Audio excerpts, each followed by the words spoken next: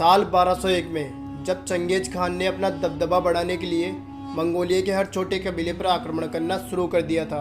इन कबीलों में से एक था जमुखा, जो शक्तिशाली कबीलों में से एक था और ऐसा कहा जाता है कि जमुखा का राजा चंगेज खान का छोटा भाई था।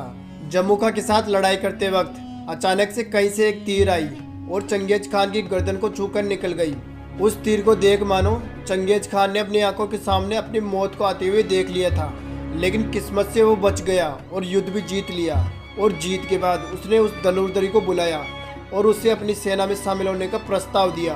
और ऐसे ही युद्ध जीतते जीतते उसने एक से बढ़कर एक शातिर सैनिक को अपनी सेना में शामिल कर लिया और अपनी सेना को इतना ताकतवर बना लिया कि अपने राज के 40 सालों में चंगेज खान का राज मंगोलिया के छोटे से कबीले से इस हद तक फैल चुका था। और फिर ऐसे ही एक दिन अपने साम्राज्य को और भी ज्यादा बड़ा करने के लिए उसकी नजर पड़ी तांगोट एम्पायर पर, जो वेस्टर्न जिया के नाम से भी जाना जाता था।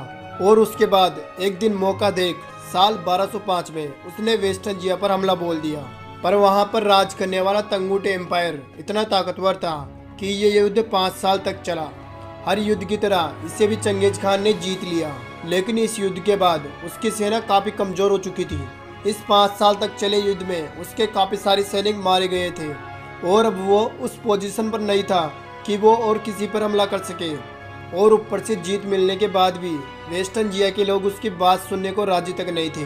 वो उसकी हर बात को नकार दिया करते थे। और एक दिन ऐसे ही जब चंगेज खान ने वेस्टर्न जिया से कुछ सैनिकों की मांग की, तब उन्होंने हमेशा की तरह उन्हें नकार दिया। इस बात के बाद चंगेज खान को इतना अपमान फील हुआ कि उसने फिर से एक बार वेस्टर्न जिया पर आक्रमण बोल दिया, लेकिन इस बार उन्हें जिंदा रखकर उन पर राज करने के इरादे से नहीं, बल्कि उन्हें पूरी तरह से मिटाने के इरादे से।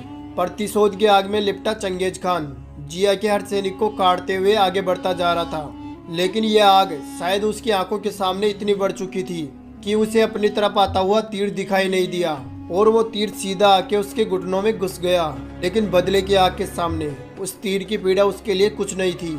चंगेज खान युद्ध में इतना घुस चुका था कि उसने उस तीर को नजरअंदाज कर दिया और वो वैसे ही घायल अवस्था में आगे बढ़ता रहा। लेकिन उसके बाद मंगोल्स ने ये युद्ध तो जीत लिया, लेकिन ये कुछ ज्यादा देर तक टिकी नहीं, क्योंकि चंगेज खान का जख्म उसके शरीर को अपने गिरफ्त में लेता चला गया। उसका जख्म इतना पक चुका था कि उसने बिस्तर पकड़ लिया। उसके पास अपने एम्पायर लौटने का समय और शायद नहीं बची थी। वेस्टर्न जिया के खिलाफ पैदा हुए बदले की भावना चंगेज खान की मौत का कारण बन गई।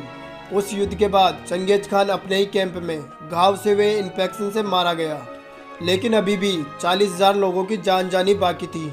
और उसकी शुरुआत हुई चंगेज खान की मौत के बाद।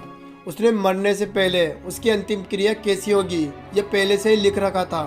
और मंगोल परंपरा के हिसाब से अगर वो राजा चाहे उसके मकबरे की खबर किसी को नहीं होनी चाहिए, और फिर चाहे कुछ भी हो जाए वो उसकी खबर किसी को नहीं लगने देते। और चंगेज खान ने भी बिल्कुल यही लिखा था। इसीलिए युद्ध भूमि से अपने राज्य तक जब उसकी बॉडी को ले जाया जा रहा था, तब उसके सैनिकों ने हर उस इंसान और जानवर को मार दिया जिन्होंने भी उसे देखा था। और फिर उसके राज्य में पहुंचते ही 20,000 लोगों को उसके अंतिम विधि में आने का न्योता भिजवाया गया। लेकिन ये कोई साधारण न्योता नहीं था, ये न्योता था मौत का न्योता।